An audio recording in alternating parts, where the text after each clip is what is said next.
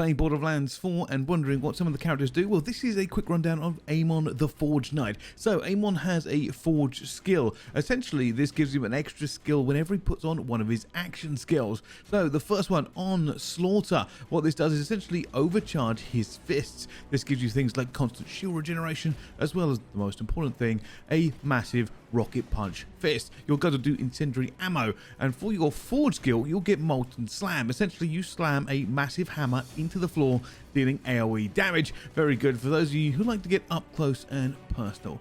His second skill is Scourge. Essentially, you activate this to give yourself a shield that will allow you to soak up an awful lot of damage, providing a great tank for your team and allowing you to basically put out a force wave every so often of cryo damage, so you can defend and attack at the same time. And speaking of which, the Forge skill is going to be Firewall. You put a firewall to stop projectiles that allow you to shoot through, and your bullets will gain extra damage as well as incendiary damage themselves. So a pretty all-round tank ability there if you want to play with some teammates and take some punishment. And last but not least, we're going to go into Crucible. Now, Crucible's an interesting one here because essentially it's all about axes. So first of all, you'll be able to equip an axe and throw an axe, and you can either throw a fire axe or a cryo axe, obviously doing the relevant damage, and you get 3 at a time.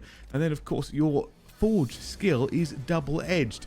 You will basically throw a 2-headed axe at the enemies that will deal cryo damage on the way out and then fire damage on the way back in. So that's very much about those melee throws and just outputting a good amount of DPS. But that's the basics there of Amon the Forge Knight. Let me know how you get on.